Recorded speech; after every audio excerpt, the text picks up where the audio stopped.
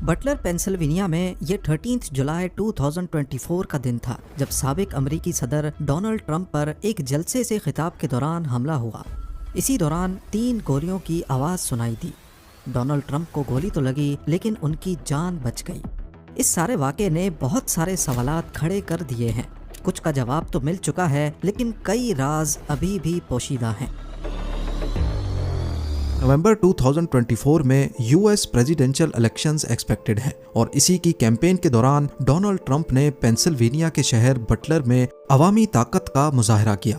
13 जुलाई की शाम को एवंस सिटी रोड पर बटलर फार्म शो लेक के बराबर में हजारों की तादाद में लोग जमा थे।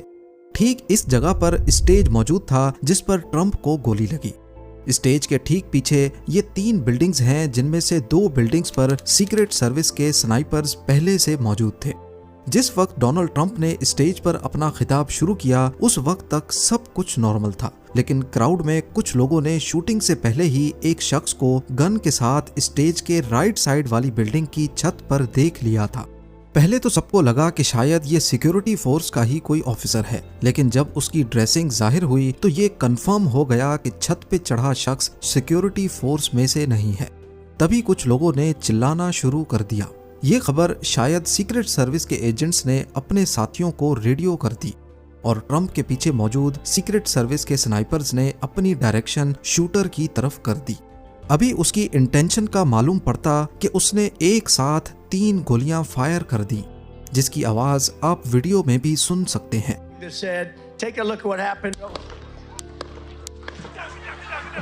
याद रहे कि शूटर और ट्रंप के स्टेज के बीच सिर्फ 410 फीट का फासला था।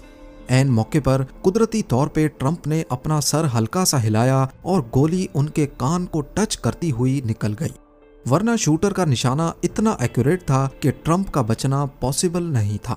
फायरिंग के फौरन बाद डोनाल्ड ट्रंप खुद डाइस के नीचे बैठ गए और सीक्रेट सर्विस के एजेंट्स ने उनको चारों तरफ से घेर लिया। करीब 30 सेकंड्स के बाद उनको स्टेज से उतारकर बुलेट प्रूफ गाड़ी में फौरन हॉस्पिटल रवाना कर दिया गया। जब ट्रंप नीचे बैठे थे उसी वक्त स्नाइपर्स ने शूटर को मार गिराया। इस पूरे प्रोसेस में इतना कम वक्त लगा कि उसे छत से नीचे उतरने का टाइम भी नहीं मिला। एक मौके पर बताया गया कि शूटर ने टोटल 8 गोलियां फायर की थी, जिसकी वजह से हजूम में मौजूद एक शख्स की जान गई जबकि 2 जख्मी हुए। शूटर की शनाख्त 20 साला थॉमस मैथ्यू क्रुक्स बताई गई, जिसके पास से AR-15 राइफल बरामद हुई। जिस जगह ट्रंप पर हमला हुआ, शूटर यहां से 70 किलोमीटर दूर बेथल पार्क में रहता था। इसने 2022 में बेथल पार्क हाई स्कूल से ग्रेजुएशन की और फिलहाल ये नर्सिंग होम के किचन में जॉब करता था।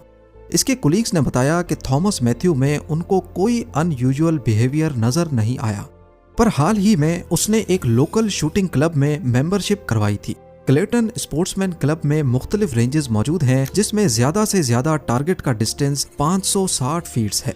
ट्रंप पर हमला करने से एक दिन पहले थॉमस ने लोकल स्टोर से एम्यूनेशन के 50 राउंड्स और एक सीढ़ी खरीदी थी, और जो गन उसने हमला करने के लिए इस्तेमाल की वो असल में उसके बाप ने खरीदी थी। शूटिंग वाले दिन उसने अपने नर्सिंग होम किचन से छुट्टी ली और अपने कोलीग्स को बताया कि वो कल तक वापस आ जाएगा। उसी दिन सुबह को थॉमस के बाप ने पुलिस में कंप्लेंट दर्ज करवाई कि उसका बेटा लापता हो गया है। डोनाल्ड ट्रंप पर हमलावर होने के बाद कई सारे सवालात खड़े हो चुके हैं कि आखिर 20 साला थॉमस ने ऐसा क्यों किया और किसके कहने पर किया, या जब वो दिन की रोशनी में खुल्लम खुल्ला गन के साथ छत पर मौजूद था उस वक्त सीक्रेट सर्विस के एजेंट्स की उस पर नजर क्यों नहीं पड़ी, और इतने सारे लोगों के बीच वो हथियार के साथ जलसागाह में घुसने पर कामयाब कैसे हुआ। पर FBI को अभी तक ये थॉमस का पर्सनल फैसला लगता है। उसकी गाड़ी और घर से FBI को बॉम्ब बनाने का सामान भी मिल चुका है। शूटिंग से पहले उसने गूगल पर डोनाल्ड ट्रंप की फोटोज भी सर्च की थी।